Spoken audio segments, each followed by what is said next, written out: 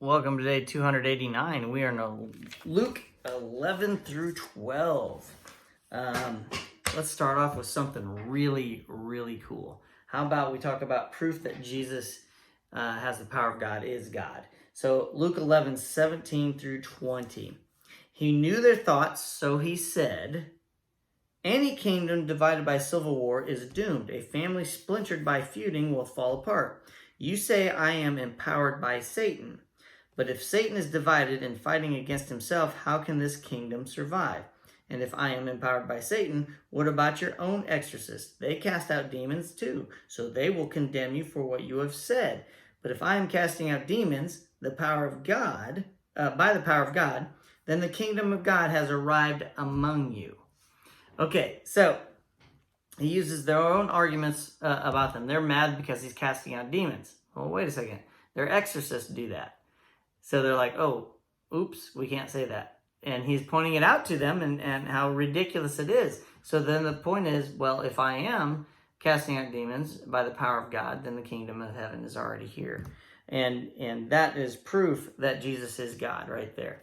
Okay, and all the miracles that he's done. What a wonderful thing, a point that Jesus has made.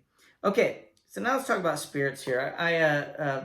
Chapter 11, verses 24 through 26. When an evil spirit leaves a person, it goes into the desert searching for rest, but when it finds none, it says, "I will return to the person I came from." So it returns and finds that its former home is all swept and in order.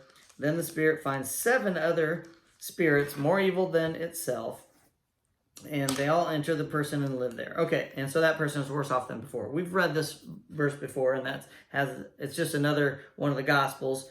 And it has the number 7 in it, okay? But what I wanted to point out is, and I've said this before, human beings aren't angels. We have angels, guardian angels, for all of us. Every infant has a guardian angel in heaven talking to God. When we die, we don't become angels. We don't become a spirit like what this is talking about. When an evil spirit leaves a person, that's not a former person that's come down or up from hell and indwelt that person as a demon, indwelt them a person and caused them to do things. No, an evil spirit is not a human spirit. So we need to make sure we get this. And to say that God can't do these sorts of things is ridiculous. You know, he created everything. And there are evil spirits, there are angels, and then there are humans. So you need to get this. And there's more entities that God has created. So let's not discuss and argue about simple things like that. But I wanted to point out that these are not dead people that have come from heaven and caused problems, and they're not dead people from the grave that have come back. That's not possible. Okay? So now let's talk about who's going to be in heaven. We talked about the king Nebuchadnezzar. He's going to be in heaven because, you know, he praised God after he was eating grass for 7 years like a cow. And I asked, do you think he'll be in heaven because he's praising God and he realizes God is the one true God? So here's something that Jesus said in chapter 11, verse 31. "The Queen of Sheba will stand up against this generation on Judgment Day and condemn it." That's pretty amazing. So Queen of Sheba will be there on the Judgment Day condemning those people, the Pharisees. Okay? The people, verse 32, "the people of Nineveh will also stand up against this generation on Judgment Day." So Jonah went to Nineveh and he was not happy that these evil people were going to be saved. That's why he didn't want to go, because they were going to be saved. He knew, possibly, that if he gave them God's message, they would turn from their evil ways. So he gives them the message, assuming he's going to smite them. And he goes and he sits up under that plant that grows and gives him shade, and he's mad because God's not smiting them. And so Jesus is saying Nineveh, the people of Nineveh are going to be there on Judgment Day. So what a cool thing that we're going to be able to talk to the Queen of Sheba. We're going to be able to talk to the people of Nineveh and ask them about their lives and the things they've done. And they'll get to ask us about our lives. Just some cool things in the end. So I want you to get this, not just that we're reading about Jesus during this time, we're reading about things that pertain to the end of time, okay, and Judgment Day. So that's part of why I want to point that out. Some cool people are really going to be there. It'll be great. And I want you to know that they didn't have Jesus back then. They didn't call on Jesus. They're going to be there at Judgment Day because they had a change of heart. They came with an open heart because of what they had heard about Solomon, what Queen of Sheba heard about Solomon.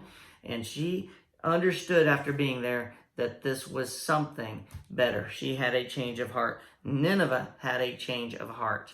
It is not for us to say who gets to go to heaven. So you can argue with me all day long, but Jesus said they're going to be there. All right, 2 more things.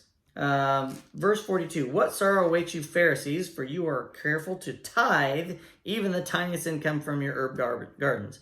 But you ignore justice and the love of God. You should tithe, yes, but do not neglect the more important things.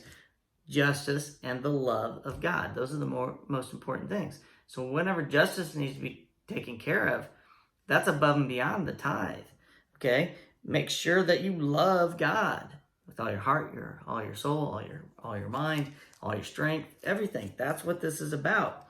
And we struggle with this all the time. We argue with our spouses and everybody about it. I need to take time to do this. God is first, above and beyond the tithe. But tithing is important. So that goes on your tithing list. And the last thing, we need to understand that we are important to God.